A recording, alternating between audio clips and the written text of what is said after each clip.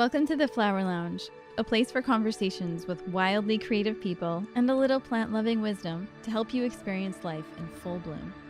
I'm Katie Hess, flower alchemist and founder of LOTUSWEI, and I believe in a world where we're all living at our personal edge.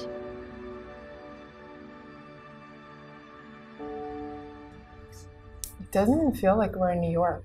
Isn't it amazing? It's just like the plants are so luscious. The plants make all the difference. They really do. So, first of all, Dorian, thank you so much for hosting us in your oasis. And Katie, I'm so glad that we're reconnecting. We met in person just a few months ago when I went to one of the Flowerlounge events. Has everyone been to the Flowerlounge event? Oh my gosh, if you haven't, anyone who has been, can you just share the experience? It's just magical. It's a sensory awakening, I would say, and just such a great use of all flowers and a deep connection. First time I experienced it was during the book launch, and I have two friends I'm still really close with. One has become a dear friend. Oh wow. It's just a beautiful experience. So you might or might not walk away with a new best friend tonight. That's amazing. So same thing happened to me. I went to a Flowerlounge event, and there's a lot of wellness events that happen in the city, and I was like, oh, just another event. And then I came and I was like, whoa, this is next level. This is different, and I want to know who the people behind this are. And so we ended up getting together and recording a podcast for my podcast, Woke and Wired. And that was one of the most downloaded episodes I've had. It was all about flowers and elixirs and conscious entrepreneurship. And we also ended up spending a whole day laying out crystals and flowers on my body, because my boyfriend is a crystal artist, and Katie and her team are flower artists. So we did this beautiful artistic photo shoot of bringing it all together. And what I do is I use anything I can, whether it's red heart-shaped bowls with food in them, or crystals, or conversations about entrepreneurship through my podcast, to really create more ritual in our lives and to live from a more intuitive space and come together as a community. And lately I'm totally obsessed with cacao. Anyone else? I hear smiles and giggles. Yes. I love cacao.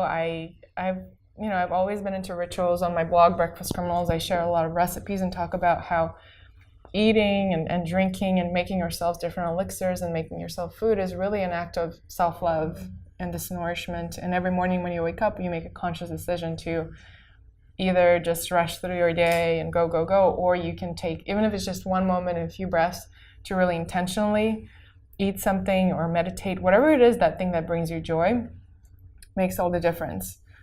And so today, with Breakfast Criminals, does anyone know Breakfast Criminals? A couple people, yes. So that's really my biggest platform right now. That started with me being brokenhearted, losing everything I thought I had, and then refinding myself through just every single morning waking up and remaking the decision to commit to myself and start my day with love. And wow, this Blue Lotus, I'm really losing my train of thought.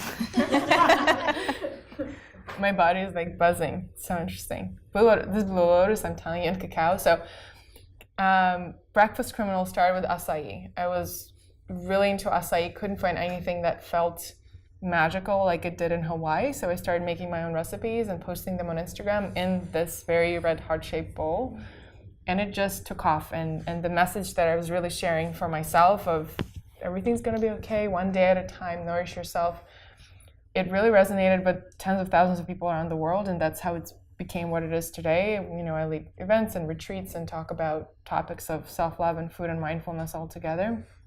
And acai is really, for me, was the catalyst of all of that. I just felt so connected to it, and I didn't know why, but that's how Breakfast Criminals became known for its recipes. It was really acai bowls, and I ended up going to the Amazon jungle and meeting the farmers and seeing how acai grows and just being totally mind blown to find out all the legends about it and how it's really this iconic thing that happens in Amazon. And for us, it's this smoothie bowl ingredient. And actually, someone sent me a picture of this menu of a smoothie shop in Russia that had acai bowls on it. And then I looked at the ingredient and it didn't even have acai. So for some, acai bowls have just become like a smoothie bowl that's maybe purple, maybe not. So for me, I was just really curious to reconnect with the ritual and the legend. And so since I did that, I have been eating acai a lot that's pure with nothing added, not in a smoothie bowl, but just like super pure, maybe a little bit of coconut milk and that's it. And there's really something that happens when I do that. Like I feel super grounded, and it's just like cacao. Actually, it's really rich in iron. And so today, what we're having is something that never has happened before in the world. I googled it.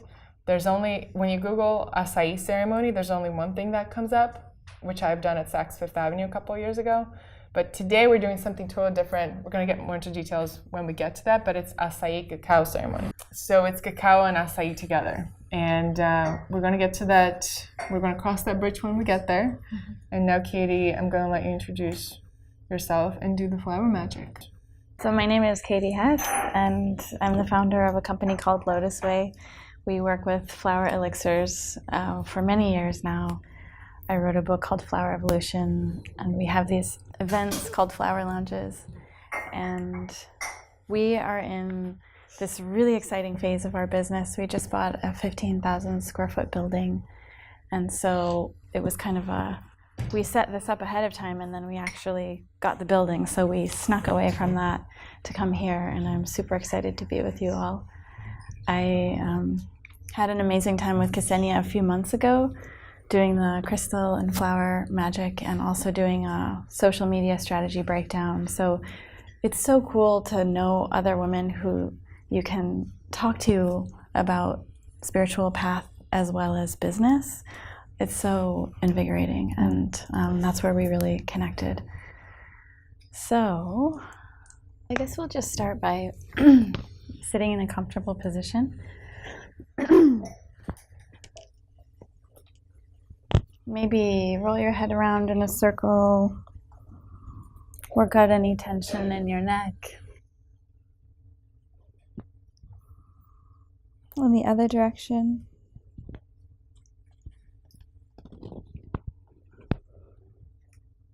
And roll your shoulders back and roll your shoulders forward.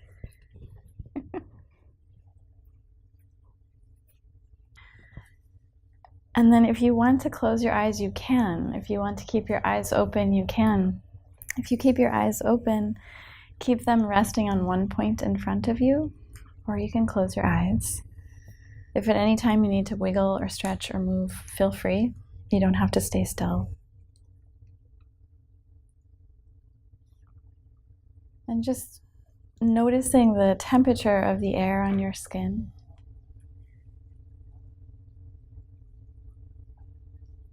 Noticing any sounds that you hear around you.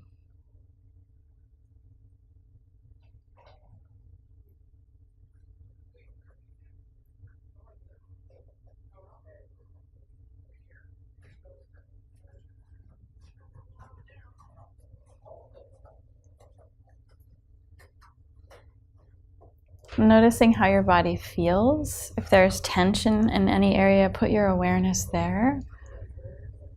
Try to soften it, or at least give it some love.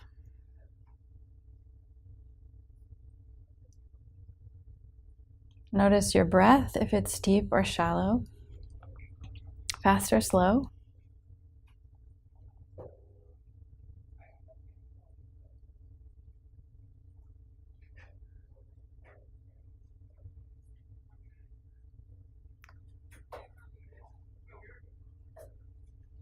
Let's take one deep breath in and then let it out like a loud sigh of relief. Breathing in.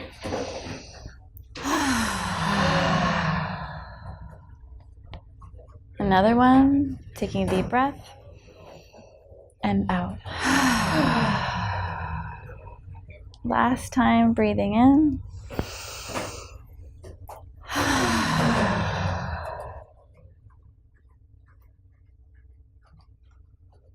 If there's any tension in the back of your neck, tip your chin closer to your chest. Make sure the back of your neck is open and free and soft. And then taking a moment to notice your inner landscape, just in general how you feel today, body and mind and heart.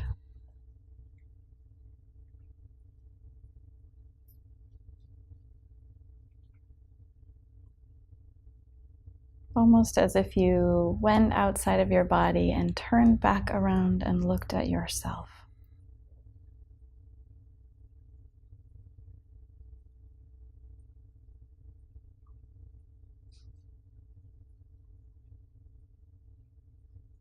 Bringing your awareness to that soft and tender place in your heart.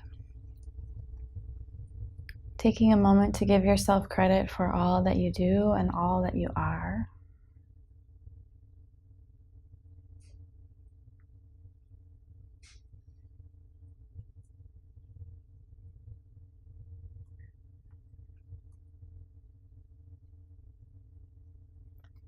And we'll just set an intention for the evening that we have all gathered here wholeheartedly, open-heartedly, bringing all of the best qualities and human nature to the table, to the circle.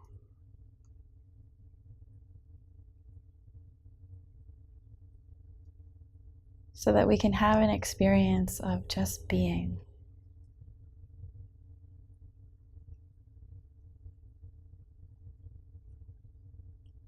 That we can experience the vast power that lies within each of us.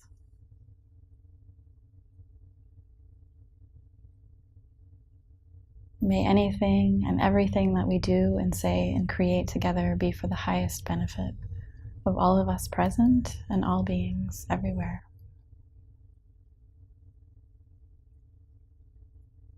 May we emanate a ripple effect of love and kindness and joy.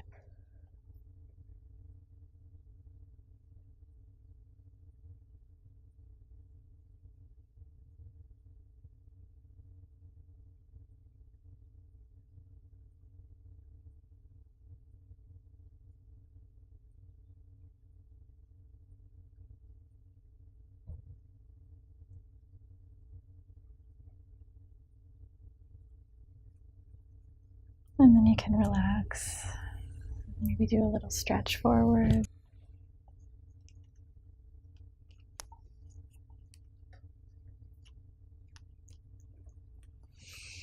And then sitting back up. So we're just going to work with 3 bouquets of flowers. Tessa's going to walk around, and we'll start with some flowers that are designed to help us feel like everything is easy and effortless and spacious. So maybe just sitting comfortably, close your eyes and just notice how you feel and notice the effects of the flower essences and the essential oils. Notice any shifts in your state of energy. And we're just going to peel off some layers. So Tessa's going to come around with another bouquet of flowers and just keeping your body relaxed. Just notice what you feel. If you don't feel anything, that's fine too. Just enjoy relaxing into your body. And then the very last one, last bouquet of flowers. This one is for wild abundance and prosperity and gratitude. And feeling really uninhibited.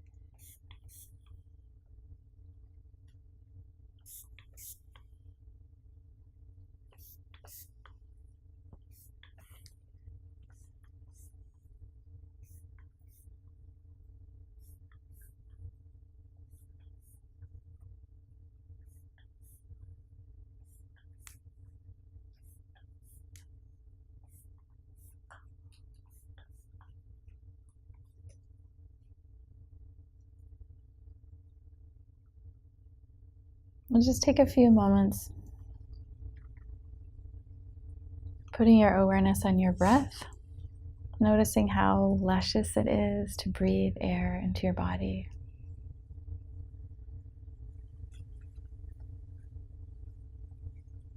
And how each time you exhale, it's like your muscles just melt and relax a little bit more each time.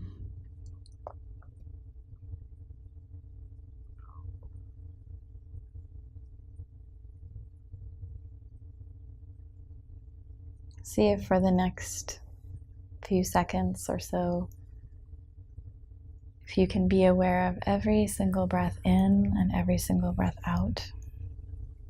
If your mind takes you into the future or the past, just gently bring your attention back to how amazing it feels to breathe air into your body and exhale.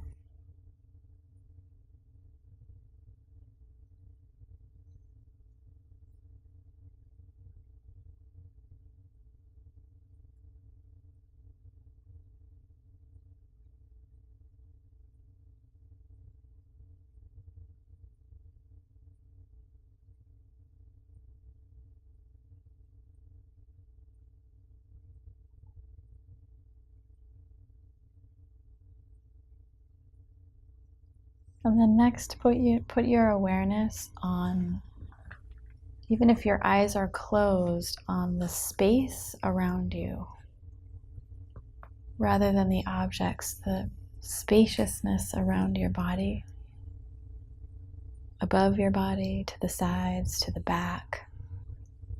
Noticing what effect it has on you to put your awareness on the spaciousness around you. And then bringing your attention back into your body, where your body touches ground and earth.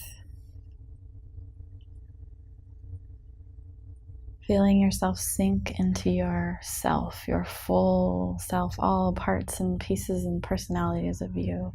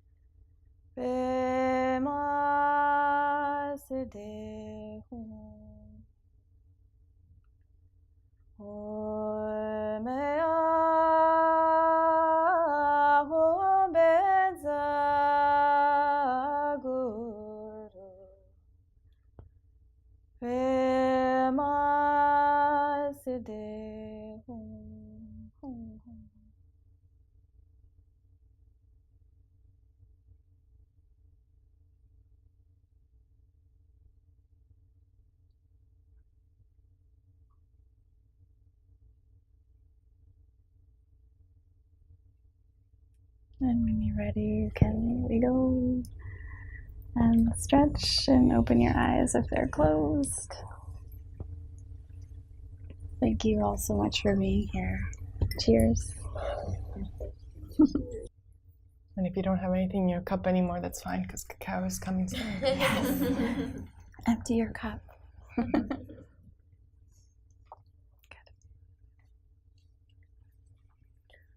Okay, so today we have a magical mixture of ceremonial grade cacao, and I've been on the hunt to find the best one, and I did.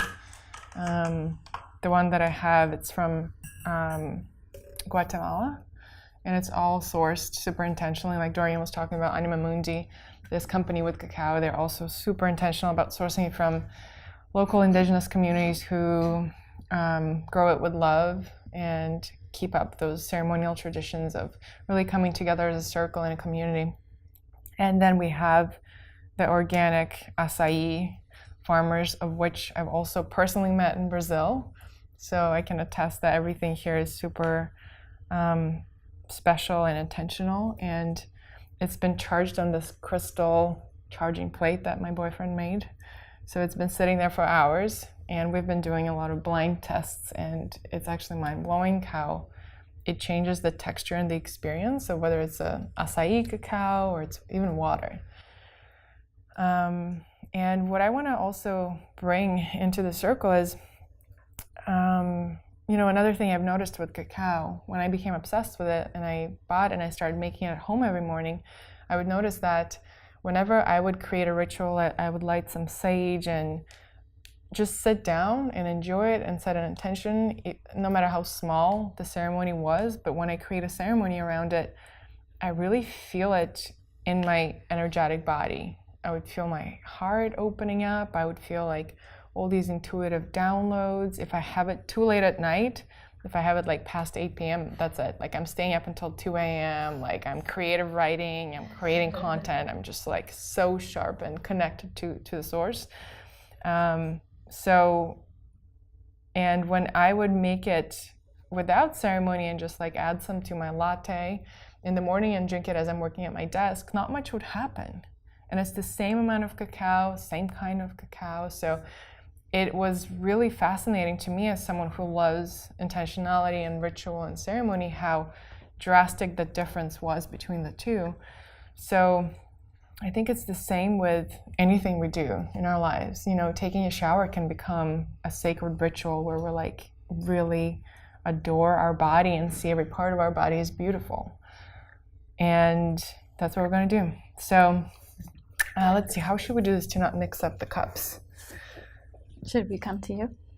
Maybe you come to me. Yes, come to me with your cup. I'm going to pour the cacao and then return to your spot and don't drink yet. We're going to set an intention together. So what we have in here is ceremonial cacao sweetened with a little bit of date. Sorry, I'm not a great pourer. That's okay. And acai, and then for the liquid, we're going to start with a little bit because I don't want to keep you guys up all night. And then if you want more, if there's more left, then come up another time. Jordan, can I actually have like a towel or a paper towel so I don't make a cacao mess on the floor like I do at home? Thank goodness there's no turmeric. We'd all be screwed. Yes. And another thing that I have in there is I found these beautiful yellow flowers that I haven't used for months, and they're called, thank you so much. And thank you for your help. They're called marigold, and they're super anti-inflammatory, and they're bright yellow. To me, it just felt like a very joyful flower. So combined with the super grounding acai and cacao, I felt like it would be a nice element. So with cacao, on a physical level, what it does is opens up your blood vessel. There's a lot of magnesium and iron. So we're going to start by just holding the cacao in our heart space. And do you guys have any questions about what's about to happen or what's in your cup? So this is one of my favorite LOTUSWEI flower elixirs that I just finished this morning, actually. Joy juice. So that's going to come around, and if you feel called, you can add a few drops. How many drops, Katie, would you say? 3 to 5. I do like 5. 2-dropperfuls. Yeah, or that. As much as you want. However much joy you need in your life, add that. So we're just going to hold the cacao in our heart space. And as the joy juice is still coming around, just take your time with that. I'm actually going to come around and clear our space with a little bit of sage that I just brought from Denver. It's probably the freshest sage I ever held in my hands. So you can keep your eyes closed or maybe look out for the joy coming your way. Not a bad thing to look out for. And as I'm clearing the space, I'm going to be using this feather fan. And you might feel things because it's a very, very powerful tool. So as you're sitting with cacao near your heart space, just really, first of all, acknowledging yourself for showing up here, for taking a Friday night, and acknowledging whatever that intuitive hit was that told you to be here with us on this Friday evening. Joy juice.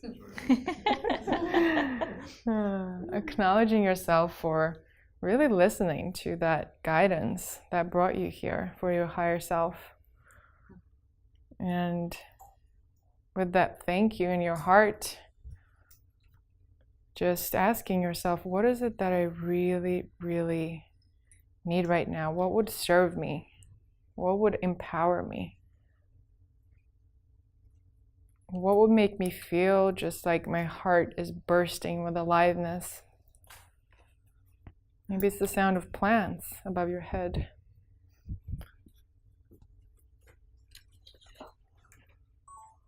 And so, does everyone have their joy juice? It looks like we do.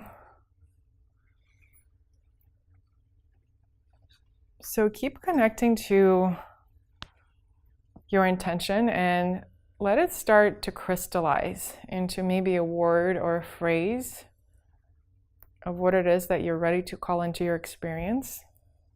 And it could be something actually physical, or it could be a feeling.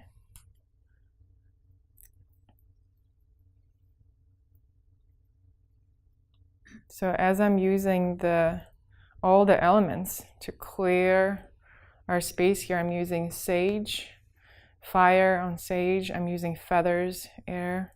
I'm using a crystal representing earth.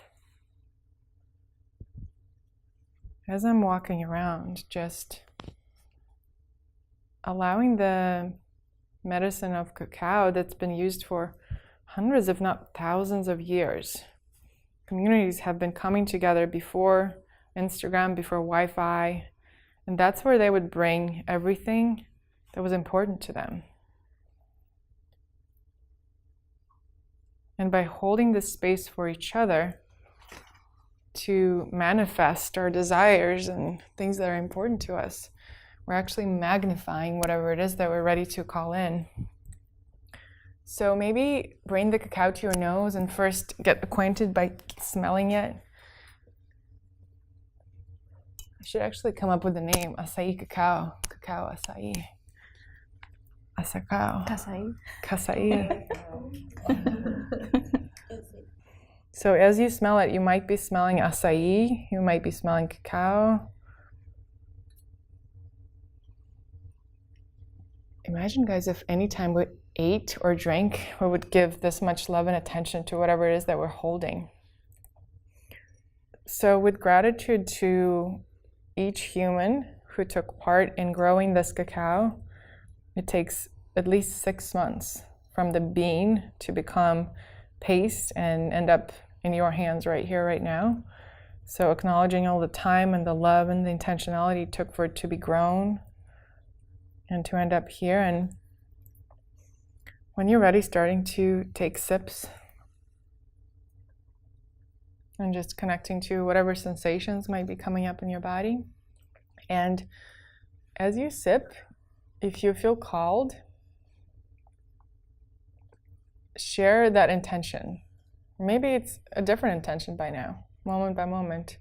So it could be a word or a phrase or something that doesn't even make sense to anyone else but you. Just know that this is a sacred space where through sharing we can amplify each other's wishes. Trust. Wild, expansive love. Humbleness. Softness. Gratitude. Simplicity. Clarity. Pure channel. Connection. Inseparability. Presence. Motherhood. Synchronicity and magic. Yes. Flowers. Grace. Nourishment.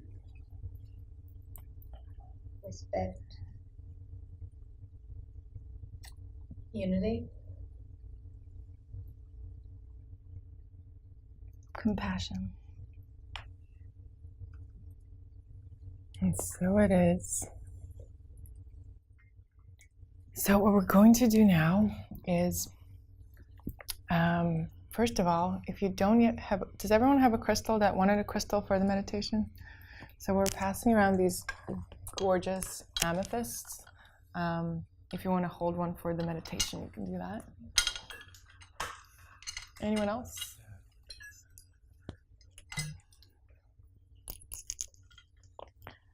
So what we're going to do now is, has anyone heard of rebirthing? So it has to do with breath work. Usually it's done for an hour and a half, and it's like a life-changing, transformative event. Now we're going to do it for 2 minutes, because we're in New York. Ain't no one got 1 hour and a half. So get comfortable, and I'm going to show you how it actually, the breath goes, and then once we're done with about 2 minutes of breathing, you can either stay seated if you're comfortable, or you can lay down, and I'm going to use this drum and this sound bowl. I got this from a very special guy. You know, like you meet one of these people like Katie, actually, who's just so committed and dedicated to that one thing that they're doing, that you just fall in love with whatever that is through their passion. So I met this guy who is a sound healer and who works with a lot of Tibetan sound bowls and crystal bowls, and this is apparently one of the only 100 in the world. They're super old and super high vibrational. So I'm going to walk around with the bowl and the drum, whatever I feel called to, and share some healing and magic through sound vibration. So either stay seated or maybe lay down, and let's start with the breath first. And then when the breath is over, just get comfortable. So the breathing goes like this. So the inhale and the exhale are about even, and it's just like a more intensive breath. Your mouth is closed. And when you're ready, just get started. Eyes closed.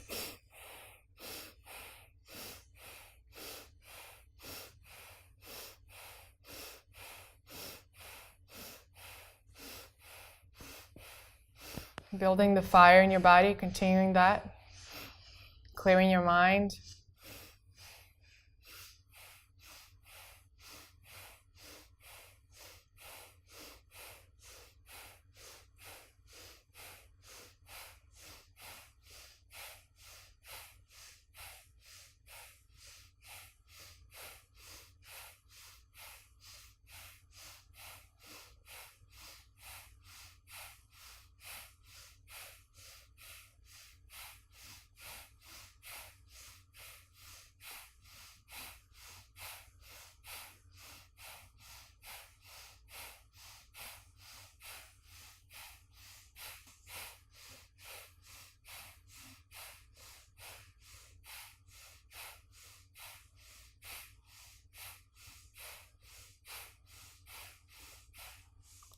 And holding the next breath in.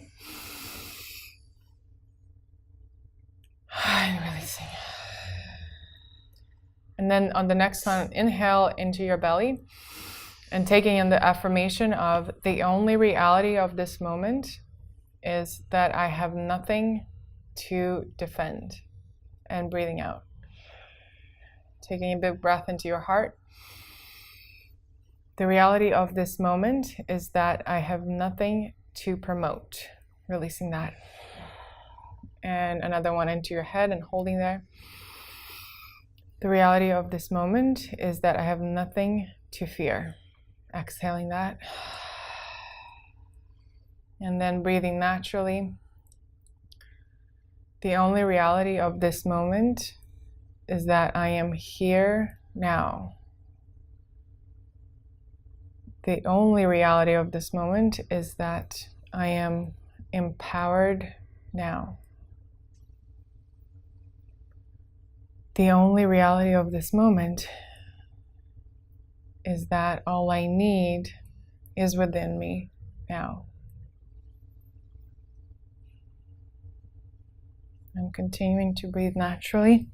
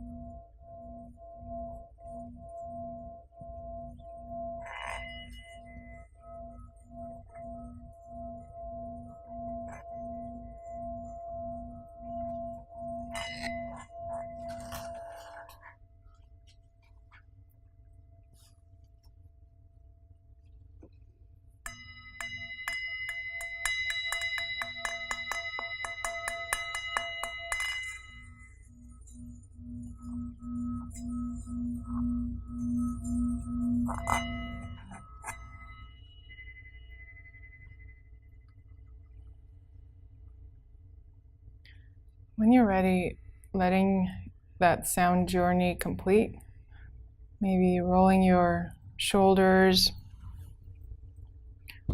your neck, wiggling your toes and your fingers. And when you're ready, opening your eyes, finding yourself back in Green Point. And why don't we stretch out for a moment? So stretching your arms like a lion or a panther, whatever animal you want to channel tonight. And then your neck, sides of your body. Shake out your hands.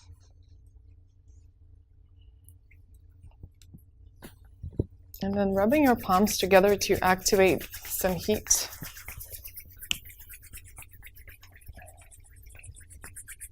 And then separating your palms and just feeling the heat that you've been able to create. Maybe playing with that energy ball in between your palms. Present to your own power, to cultivate energy, to create different states in your physical and your energetic body that affect not only you, but every single person around you. And knowing that by us doing this work together, we're creating impact that's much bigger than this room. And placing your right hand on top of your left, and then sliding it open, connecting it to the person next to you. So it's because we give ourselves the permission to receive through the left hand that we have so much to give through the right. And closing your eyes for a moment. Feeling that receiving and opening and softening on your left side and full, complete trust. And then being present to the power and the strength and the presence and the trust that you bring through your right hand.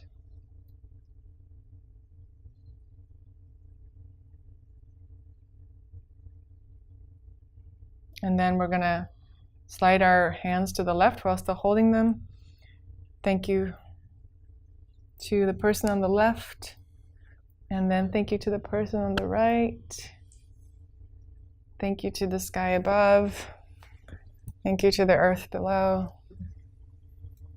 And thanks to our own heart.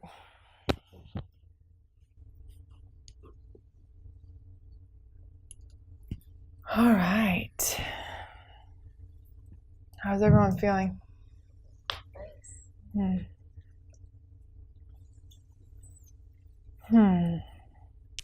So what Katie was saying in the beginning, what I really loved and really is the reason why I love having gatherings like this and why I do the podcast that I do is because I was noticing that whenever I was doing practices like this, when I was actually taking the time in my life to get together in community, no matter how busy I am, and to meditate in the morning and, all these different things, book a massage or a healing session and take flower elixirs with intention, it was really impacting not just how I'm feeling, but also how fulfilled I am, how well my business is doing, how what I put on Instagram resonates with people, everything. Social media is such a big part of our lives today. You just can't deny that whatever energy we carry within ourselves is going to be translated into that world. It's total manifestation of what's inside of us. So that's why I love what you were saying in the beginning, how when we can really find our tribe and in the same conversation talk about our spiritual practices, personal development practice, the herbs and tonics that we're taking, and then talk about business at the same time. Oh my gosh, that's like what I live for. I cannot sleep for a week and just talk about that stuff. So that's what we're here for this last part of the evening. That's really the space for us to have that conversation, ask the questions that maybe you haven't thought of asking or didn't think you could bring to the table, or anything that you want to ask me or Katie about what we do. It's a totally open book. Anything else? Yeah, I mean, let's see. What kind of questions could people What kind ask of you? questions? Anything related to conscious entrepreneurship, running a business with your partner. And I'm not saying that because I'm an expert at that, but I'm learning, and that's always at the top of my mind. Crystals, acai, mindful eating, social media, connecting with people and creating events, retreats, anything like that. And just making bold moves in your life, even if they feel very scary.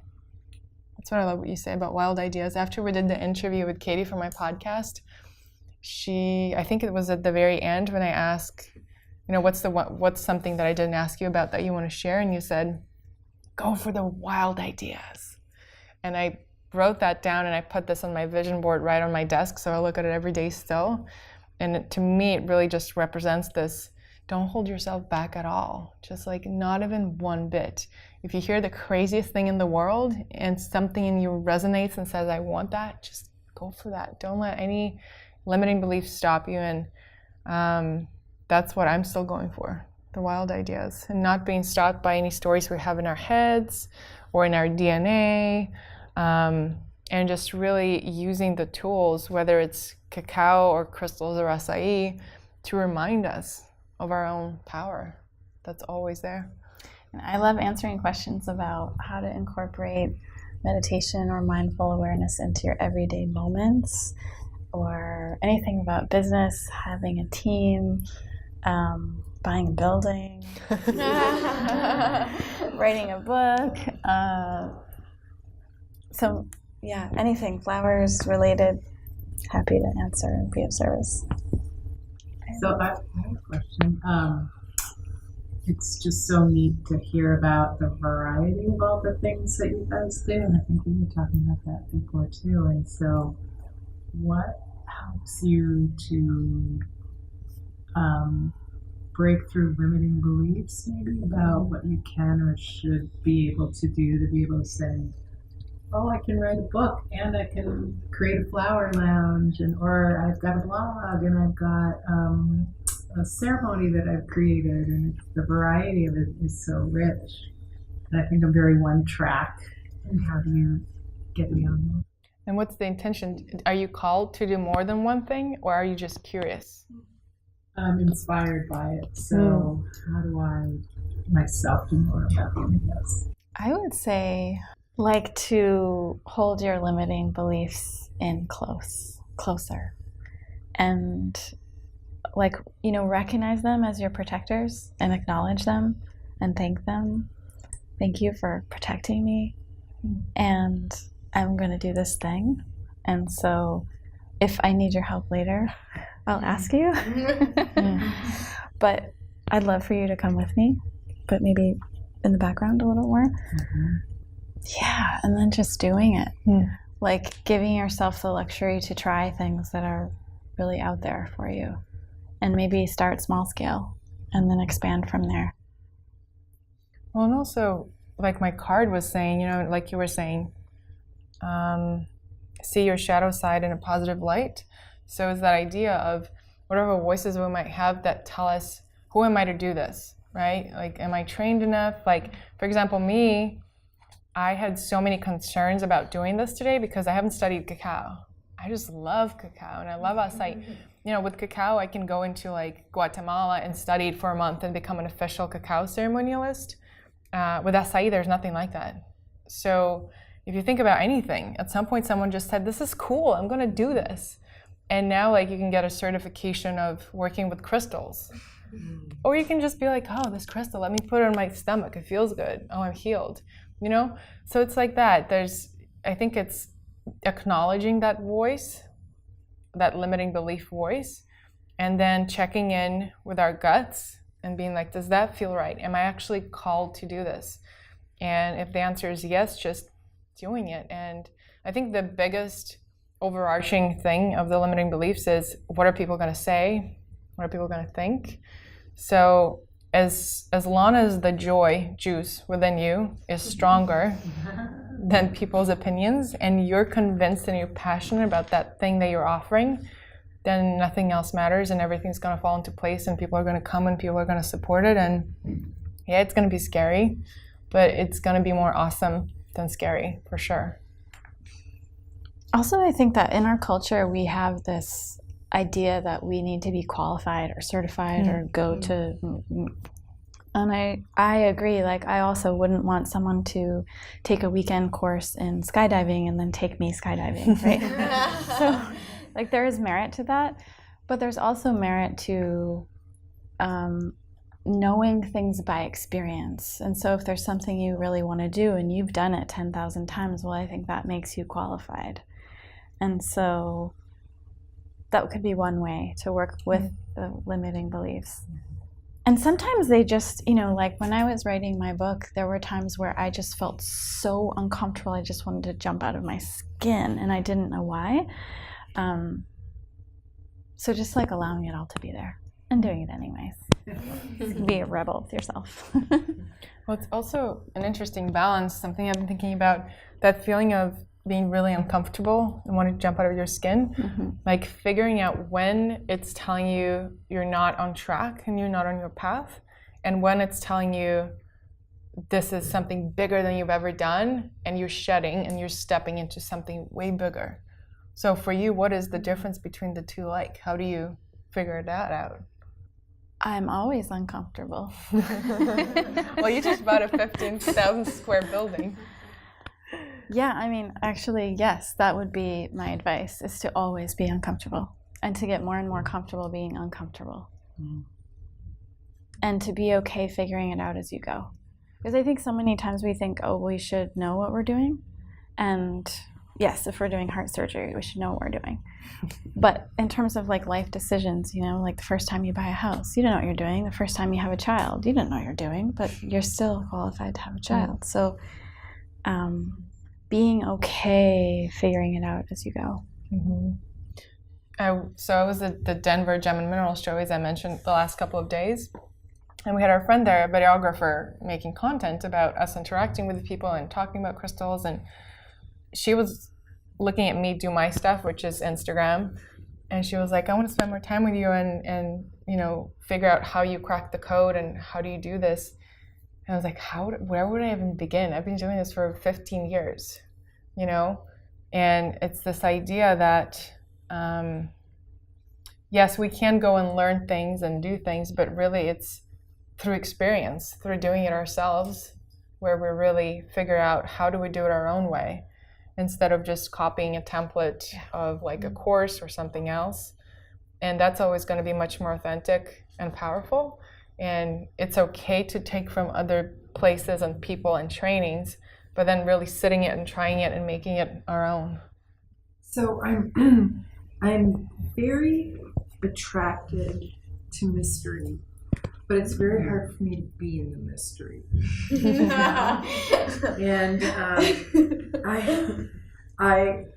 so, you know, I love what you're saying about discomfort. And, you know, I you know, like through my years, you know, it's like I've attached so many things to that notion of discomfort, right?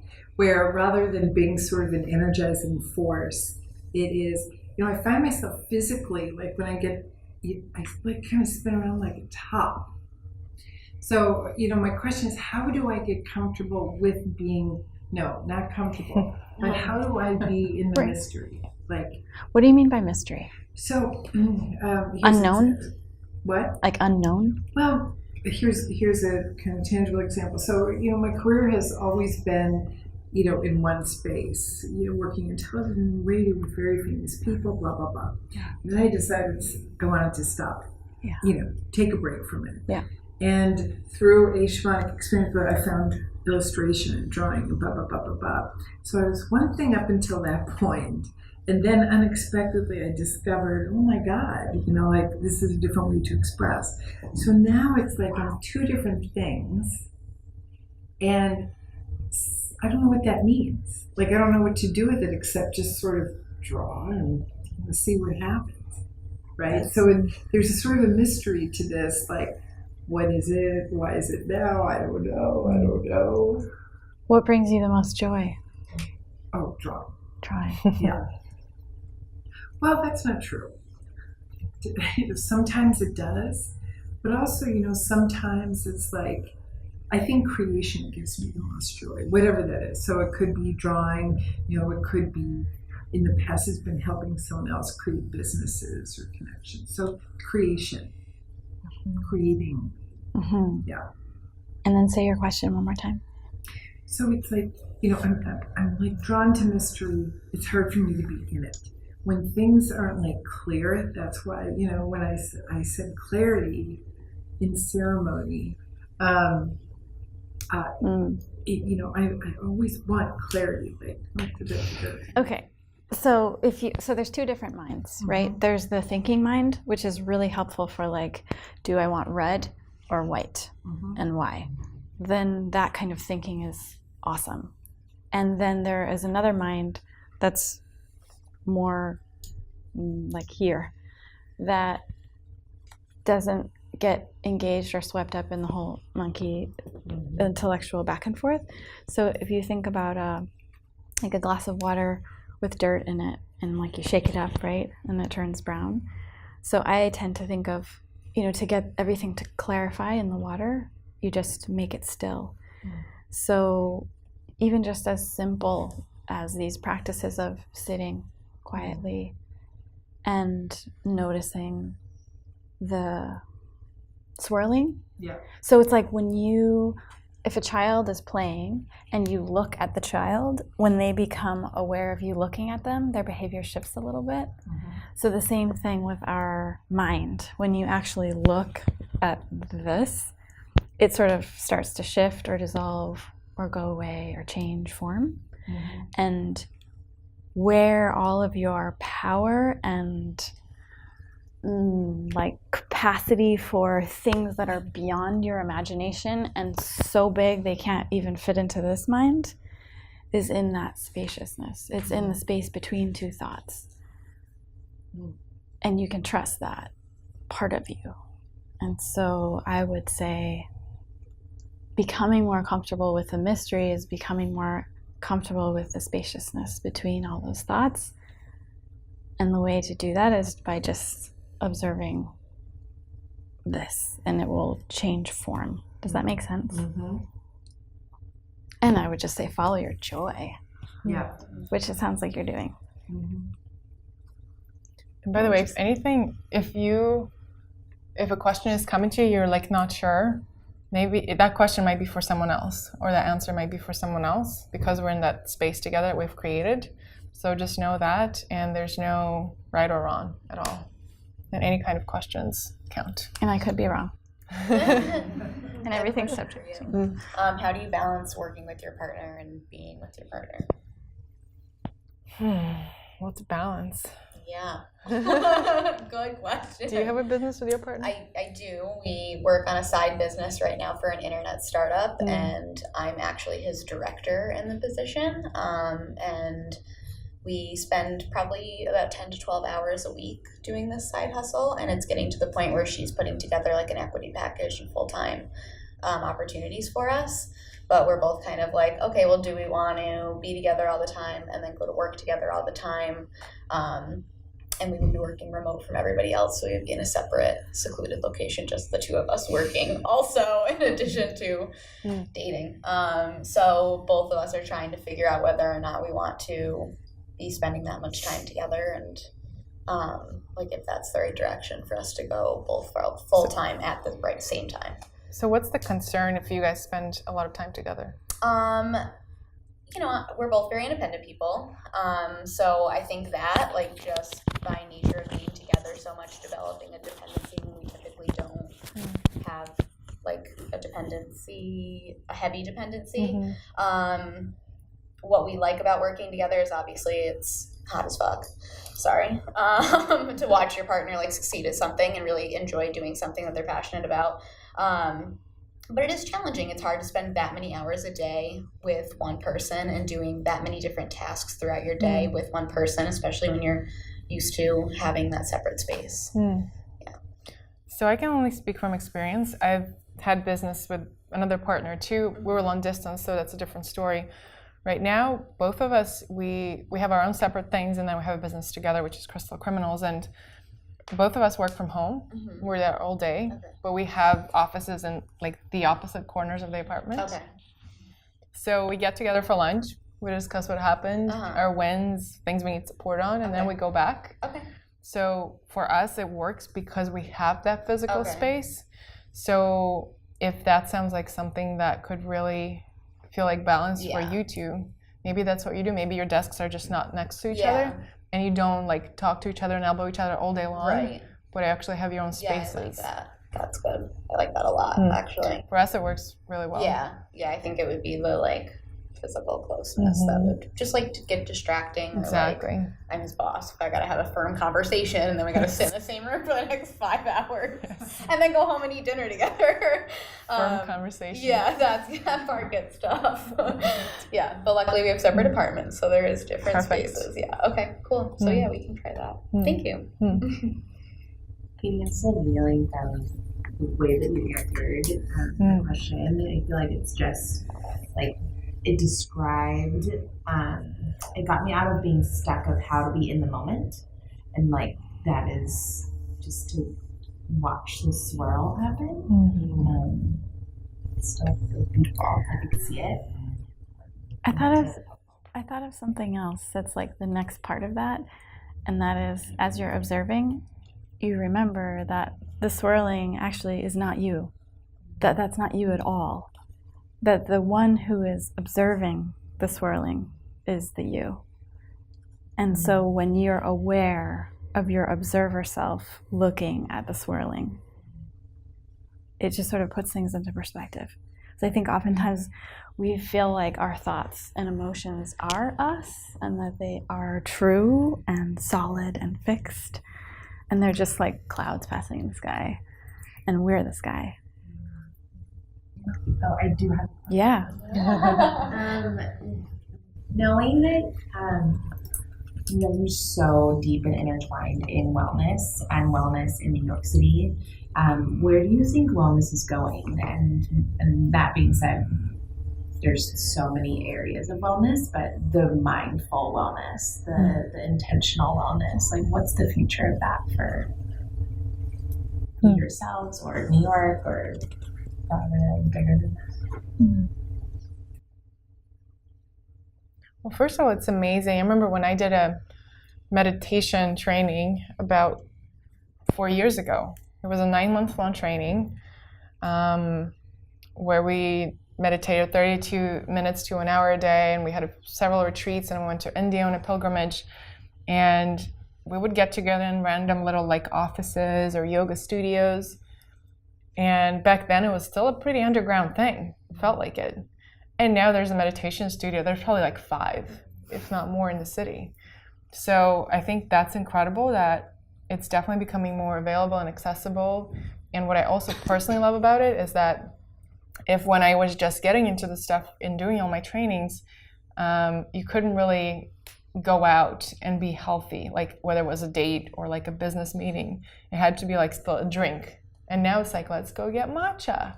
Let's go meditate together. Let's go work out together. So it's becoming a much more social, business, and casual thing, which I think is fantastic, that we can actually be healthy together and have those communities.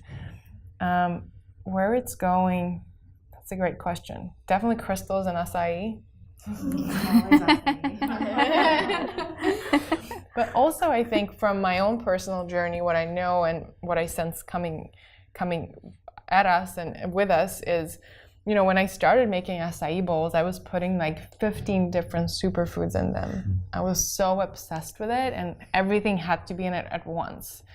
And I think with wellness, like all the trends and the Well and Good and like, here's the next superfood you need to have. I think we're like still on the high of it, of like how many sun potions or anima mundis can fit into our cabinet, right? But I think it's now going back to like stripping down, and instead of following the trends, really figuring out what works for our bodies and really more intuitively, intentionally creating the sacred space to do wellness through food, through movement, meditation, whatever those practices are, because where we're at now is we've built like this arsenal of tools and we have access to them because we're so freaking lucky. And now it's just a matter of not what's the next thing to do because Instagram said so, but what is for me the highest thing to do. That's my sense. I think we've come such a long way. When I first started my business, that was in the early 2000s, and no one wanted to hear about flower essences. Or meditation was not cool back then either. Now it's become very trendy, which I find so interesting. And the flower elixirs is a much easier conversation. I can imagine that energy medicine in general, any type of vibrational, energetic medicine will become much more popular and more complex. You here in New York are definitely ahead of the curve for the rest of the country. And so what you're creating this wave, and then the rest of the country is kind of coming along.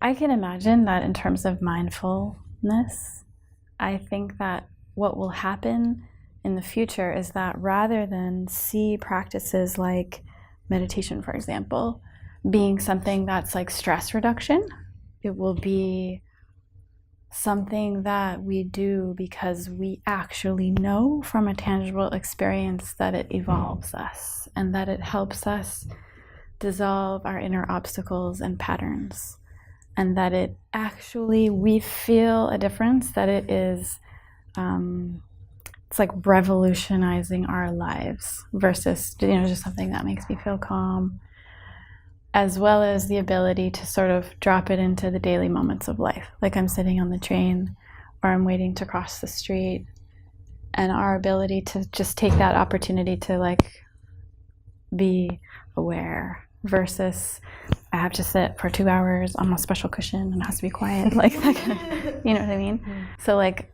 a fusion into every moment of life. Yeah, I have a follow-up question going along with your question and then your question. Just with respect to like feeling a little bit anxious and just how to like incorporate these type of practices in our daily life. As an example, last night I had no reason to feel anxious. I just felt anxious, no reason whatsoever.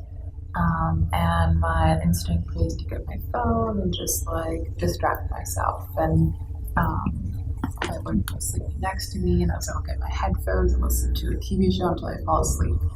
But I was laying there just like, Lauren, like, you have nothing to be anxious about. What if you would just like sit here with this anxiousness and like feel it? And so I did. And it was like it just settled down, and I was like, after like 10 minutes, I felt very like settled, and I was like, wow, I did it. And it was kind of sad because so many times that happens, I don't do that. I distract myself. I text a friend. I read something. And a lot of times I like distract myself like trying to read about wellness. I started doing it. So like kind of what are like some ways that we can incorporate wellness in our everyday? And so instead of distracting, like how can you just really actually live like an authentic life, an authentic day even, and just like what are some tips of like what have helped you guys? Can I give a tip of something that I've incorporated? Please, okay. Sure. So like 6, I was doing the same thing, especially right before bed, like getting really deep into a scroll hole. And I started doing a no phone 30 minutes after waking up and a no phone 30 minutes before bed rule. And that, well, I went to sleep a lot quicker, but I was much more mindful of how I was starting my day. So to like make sure I wasn't touching my phone 30 minutes in the morning, I like kept a glass of water next to my bed. So I immediately drank a glass of water. And then I got up and like I start moving for like 10 to 15 minutes, or I'll like sit and meditate for 10 to 15 minutes. And then I'll like have more water and lemon. And then by the time all that's done, it's like, okay, well, like my 30 minutes is up, I can start my day. And then typically after I shower, I'll like get into checking my emails. But the not becoming attached first thing in the morning has helped me remember to like have that minute by minute meditation as I move throughout my day, and not feel like, oh, okay, I'm waiting for the subway, I gotta reach for my phone again. Or like I'm sitting on the subway, I'm just gonna like play a couple Bejeweled games while I'm on the subway and just like, oh, this is a minute for me to like sit silently. I definitely like still find myself doing it, but it has helped me to be way more mindful. Yeah, I like that a lot. So on board with that. Yeah. Oh my gosh. No phone in bed. Yeah. I'm trying to get my boyfriend to do that too. Yeah. It's the hard Good luck. But, another thing that has helped me probably the most, I went on the silent Jewish Buddhist meditation retreat for 7 days. And one of the biggest tools I took away from that was whenever that voice comes up, like the voice that we're talking about, like, that's telling us, who are you to do this, or you're not good enough, or blah, blah, whatever it's saying. My natural tendency, and I think most humans' tendency, is just to like try to shut it up. But the perspective that helps me is, how would you speak if it was a child? Would you tell it to shut up? Or would you ask it, what's going on? What's underneath that? What's the real concern there? So I've been learning to speak with those voices in my head. Sounds crazy, right? No. But like really speaking back to it from a space of love and compassion, and be like, oh, I see you think that. And what else do you think? And really through that process of inquiry, whether it's just thinking or journaling, getting to the bottom of things, I found a lot of like reconciliation with my own doubts, or maybe it's anxiety or nervousness, through just letting it speak, be heard, instead of being shut up, right? I love the inquiry because I think curiosity is so important, and that just sort of softens it right away. Just being curious, like, I have anxiety. And not that we need to know why. It's totally natural as human beings that we have all kinds of feelings that we don't know where they come from. In my flower essence training, my teacher used to say that we carry up to 6 to 8 generations back in our family lineage of cellular memory and thought patterns. So we might be walking down the street having like a certain thought, the same thought that we had yesterday and the day before and the day before, that actually isn't our own, doesn't belong to us, and was something from our great-grandmother or grandfather. And so in some ways, we have to give ourselves a break because we're carrying a lot, right? And I think so much of that is learning how to become our own best friends, and to just, like, exactly what you did. Like, you taught yourself the perfect thing to do, which is to just stop and be curious and look directly at it. It's like the monster under the bed. If you just like look, right? Like, where do I feel it in my body? And like look it straight on direct, no matter how intense it is. When you look at it, it changes form. And I can tell you from my personal experience, that I used to track in a book. So I have this little book that I would write down the number of Tibetan Buddhist practices, because I had a certain goal of what I needed to complete. So I would write down, how many I did each day. I also wrote down every time that I would have a freak out. So like get really angry or just really freaked out for some reason. And over the years, I noticed that when you just practice that very simple observation of it, like getting in a quiet spot, where do I feel the anger? What temperature is it? Is it making my mind race? That when you do that practice, when your intense emotions arise, whatever your favorite flavor is, if it's depression, anxiety, anger, rage, whatever it is, jealousy, judgment, criticism, self-hatred, all the favorites. The more you apply that practice, the shorter the time period gets. So I remember doing specific purification practices to dredge up my crap from this lifetime and previous lifetimes. So if I did that particular practice, I'd be really angry by like 2 or 3 in the afternoon. And sometimes things would take like 2 or 3 days to get out of my system. I was like secretly still like, stewing on it. And then it would reduce, 2 days, 1 day, hours, minutes. And now it's extremely rare that it will last more than minutes, like anger, for example. So I can tell you from personal experience that if you apply that technique, it gets less and less and less and less, and eventually it completely dissolves. So your anxiety would completely disappear. It's nice to know that it works, right? Well, being here, I've been on an adventure, switching gears for myself, and been getting pushed a lot from my own mentors to serve in some way, more so than what I'm doing by being here, but with my own personal practices. So I'm going to make that jump. I just don't know how yet. I did set a deadline for myself, so let's hope I make it. I do plan on teaching a class. I don't know what yet, next month. So that was part of that already. But my question is when you have your hands in so many things and so many practices, like for me, part of the reason why I stopped meditating for about 2 weeks is to do active meditation, to challenge myself in that way. So when I go back next week, it becomes deeper, and it's been helping. But for example, like my mornings, I can easily take 5 hours for myself in just personal practice, and it's a lot. It's too much sometimes. Is it too much? I don't know. But putting it in daily, when you want to apply and succeed in mundane life, it gets a little.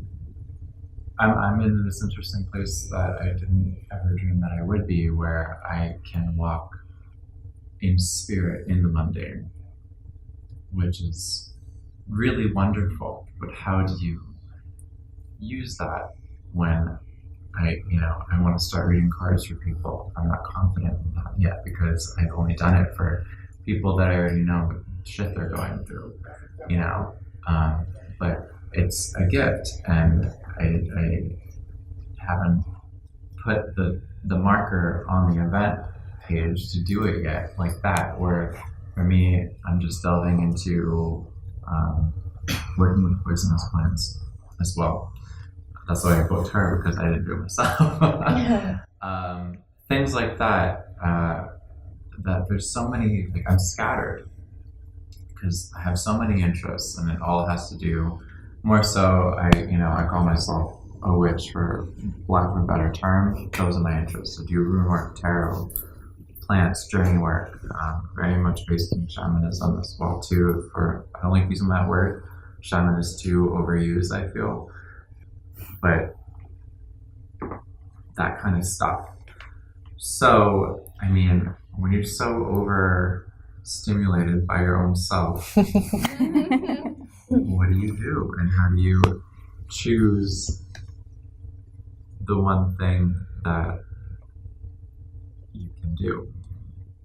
Well, you're asking the wrong people, because we're not doing one thing at all.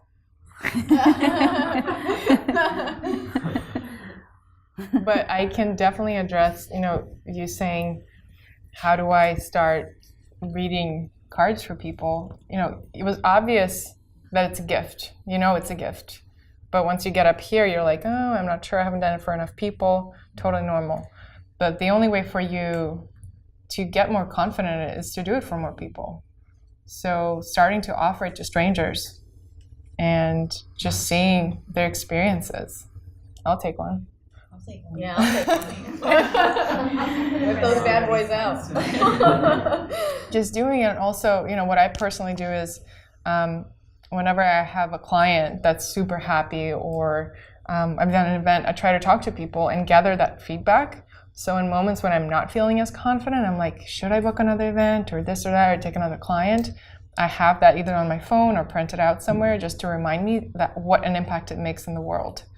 And something that my meditation teacher taught me that I still use up to this day.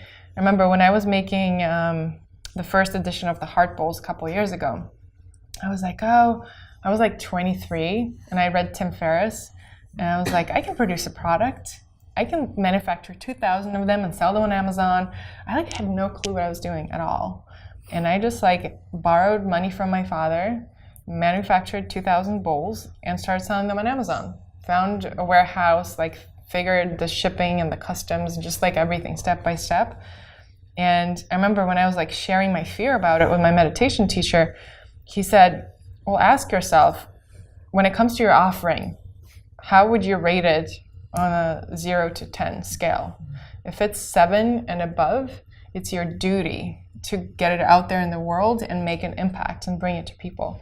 If it feels like below 7, then ask yourself, what can I do to make it feel more ready and potent and ready to be out there?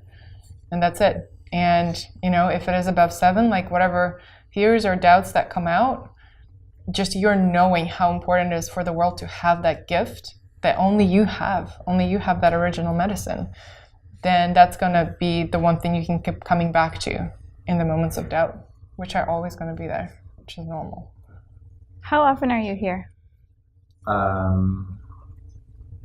Increasingly more and more now. I'll be here Monday through Friday now, starting, I believe, at the end of September. So I was just here, I was working remotely, but I need to be here more. I think because I feel nourished doing that too. that's a huge gift if you're in terms of card readings, because if someone comes in to get like a drink, you could say, I mean, if everyone here is supportive, you could say like, today, there's all these beautiful things on the menu, but today we're offering a special, and it's this really special drink that I make, and it comes with a reading. That gives me goosebumps. And then that way, you're offering your service here, you're not charging them for the reading, but it's building up you and your practice and your intuition and your sense of like skill. Because the thing is, for me, that holds me back, I think, is people giving money for that. I'm so kind of struggling with the idea of giving gifts that are innate within everyone. Because really it is that. It's just everything people call supernatural. It's supernatural because it's innate within you already. It's just that we've been taught to shut it down in our society upbringing. So I feel wrong taking money, but I have to make a living too, which I do. But, like, why not do that? So I really like that approach. That's actually something I didn't think about. Because for me, I was like, let me put myself in the event thing, whatever, and see what happens. But I like that feels more organic too, because someone who might actually need it and I can feel it, I can offer it that way instead of twiddling my thumbs waiting for someone. That would be a really great way to promote an event if you wanted to do it too, because if the person's into the reading, then you could say, we're doing an event in a couple weeks. If you're interested, we can take down your email and send you the invite. Well, also not getting stuck in giving the free readings. I think it's good to do it for free or an exchange. Like, there needs to be some sort of an exchange for it to be fulfilling for you in the long term. So maybe you find a way to do it. Maybe it's, you give a free 5-minute to 10-minute reading, and then if they want more, you give them your card. And you say, I'm happy to continue this conversation more if you have more questions, so that you create those healthy boundaries. Because otherwise people will just, once they see your gift, everyone will just be here like lining up all day long and you'll be exhausted. Yeah, exactly. So yes, I love that, and healthy boundaries from the beginning too. And so when do you know how to cut off those boundaries though? At that, like, how long? Depletion. And also when people are like, oh my God, I can't believe you just said that. Like, it just hits them in a way and creates a lot of value for them. Then you know that it's a kind of nourishment that people would pay for. Yeah. And also creating your own currency with it. Something I've done is just exchanges. So, I'm more comfortable with that. That's the thing I'm more comfortable with. It's like, buy me lunch, I'll give you a reading, like that type of thing, because it does create more abundance in one's life rather than just taking paper money. So, it's an interesting system that should be introduced into the city again too. It's a daily life exchanging. That's so true. More value into that. And it's energizing in a completely different way. Just for whoever, like, examples of what to exchange. She's asking you what you mean by the exchange currency. Oh, so instead of like, say, I'll charge you $25 for a card reading, instead, because would it be more the trouble is with that though is for a stranger to do that. Like you can't put up online, hey, buy me lunch and I'll do that, you know? Mm-hmm. So it's more of an organic thing. But by doing what you suggested, you start building a client base that way, which is great, where you can set the exchange. So the exchange would be like, if they specialize in something, let's say they do rune readings. Okay, I want a rune reading, I'll give you a tarot card reading, like that type of thing. Or you do facials, you give me a facial, you do a tarot card reading, so like that kind of thing. It's more trading your trade. So we have time for one more question. Let me translate in my mind between all the cacao chaos going on, the emotions.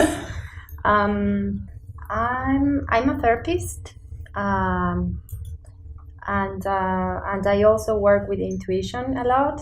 I have many teachers in my background, but the most bigger teachers are my kids. I have 4 kids, so I'm very grateful for that. My question is regarding the following. I'm so happy to hear all the abundance in this gathering. I used to live here in Connecticut for 4 years, so I love this country. In my country, it's difficult to say that I love United States. I'm sorry about this, but this is a reality. So now I can say it open. I really appreciate the abundance in this country and these questions. It's like opening my heart and my cells to feel this abundance every time I come. In our country, Uruguay, which is a very tiny country, it's between Argentina and Brazil. We depend on Argentina a lot, and we are 3 million people, and 2 million people in Montevideo, which is the capital, the place where I live. So I'm a very creative person as well. And since 3 years ago, my life changed a lot. So something happened since my mother passed away 2.5 years ago. So, and many other stories that we don't have time for this. But one of that story is knowing Katie and just be brave enough to just jump and write an email and say, "Hi Katie, I'm from Uruguay. I'm Nadia." And she replied to me, and then my life kept changing the whole time. So I'm working with the elixirs there, and also with my yoga teacher, which is Elena Brower. She's from here, from the States, and many other things that are going on in my life and my work, because I try to unify what I am to what I offer. Understand that? I'm sorry, I'm kind of stuck. So my question is, because I feel very guilty saying this and being honest with this, because I try not to judge, and I'm when I work with people, I work in the individual and group. I'm very strong about saying no judgment. Maria Jose knows that. No judge. But I judge a lot, all the time, and everyone knows that because I'm a human. And I'm judging myself now, but this is kind of a deep question for both of you. Because what happens in Uruguay is that every time we come up with an idea, and we are so little community, and we know each other through Instagram or because we know a friend, and not it's crazy, but we know each other. Everyone knows each other, and when we come with a great idea or something that we channel, because I believe in this, the person next to me is starting to copy this, and I feel so bad because if I'm centered in myself and I'm practicing all of this, in one place I'm still angry. The anger lasts 2 minutes, but I feel it because this is what happens. And I'm sorry. And I love myself, but it's still happening. And it's difficult because I really want to build a business. That's the truth. And to serve people and to charge for my work. But it happens this. Can you ask the question again? The question is how not to feel angry and just really be in my body compassionate about this. When people copy off of you. Yes. Yes. Or like. Yes, and they want to do something similar, or I don't know, something like this. And I feel that this is tiny little mind, you know, mente de mosquito minds. Just don't be like this. My mind says that, my heart says the other thing, but it is happening. I've had a lot of experience with that. And there's people right near you, like in your same community that are doing it. Yeah, but here you are how many millions? Yeah. Yeah, I know. I come from Russia, from Moscow, and I know what you're talking about. And yes, it is different here because it's it's bigger. But I've definitely experienced that idea of, and it's also in my field. Like I hear people saying, "Oh, like this juice bar just put on their menu after seeing it on my menu." And, you could start a war out of this or just be flattered. And the most important lesson, two most important lessons on that topic I've learned. One is that when you're building a business and it depends on it being something special of value offer people don't pay you for what you know, but they pay you for who you are. Mm-hmm. And no one can take that away from you. Mm-hmm. So that's the most important thing to remember in those moments, that no one at all can copy that or take that away from you. And the second thing is very tangible example. I remember I saw this other blogger in the same wellness space. She was hired to do this project that I felt like was just designed for me. I was like, why did they choose her and not me? And I kind of like got angry at my phone. And I was like, and then I was like, okay, hold on. You got this. Okay. And what I did is I somehow, somewhere in my resources, found the space to be happy for her and actually celebrate her for all the hard work she's done to get where she is. And the craziest thing happened after this. So by me finding compassion and celebration instead of comparison, I energetically switched a level. I stepped away from that. And that same day I went to this wellness party and I met the people from the brand and they said they wanted to do the same thing with me. Woo! So, to me that was just such a confirmation that whenever we find that courage and that power to step outside of the comparison and trust that there's something in us that people who are meant to connect with our work, they're going to connect to our work, and no one else is going to take away from that, and uplift each other and not be like catty and in that little comparison mode. And I promise you that as soon as we do that within ourselves and within our hearts, something shifts around us energetically and the opportunities open up. It's amazing what you're saying, because I didn't realize that since 10 days ago when I decided to come here, what I told you yesterday, people from other countries are starting to call me in Chile and in Argentina, and that's crazy. So I did. You're right. There's so many things I want to say. One is anger. Let yourself have the anger. That's totally normal. Mm-hmm. It's not about not feeling the anger. If you feel the anger, then it's time to just take a minute to yourself and find that wound maybe somebody took something from you when you were a child and it's stuck in there. Sure. So tend to that wound. Don't ignore it or say it's bad or anything like that. It's totally natural. And then what you were saying about people coming to you because of who you are, understanding that.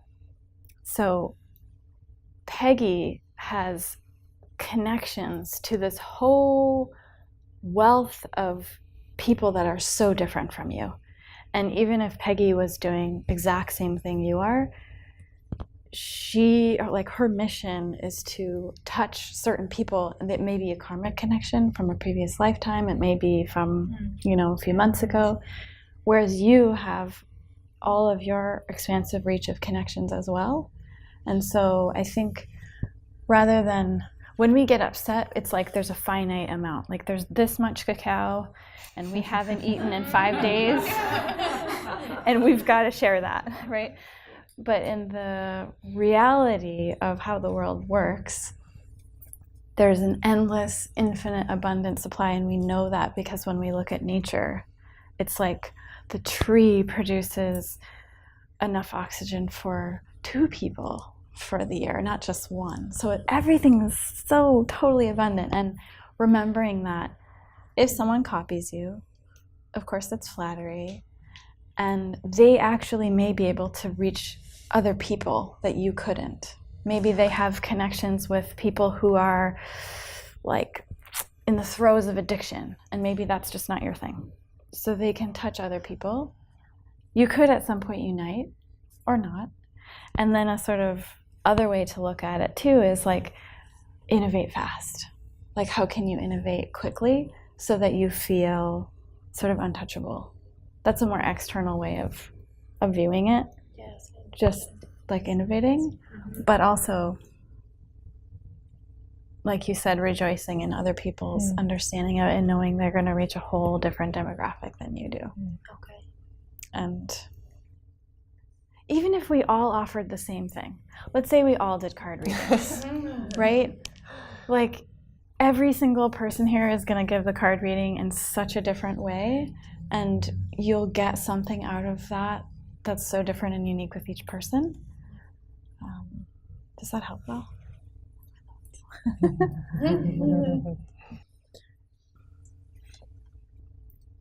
I guess my main takeaway is that as human beings, we're just so fucking beautiful.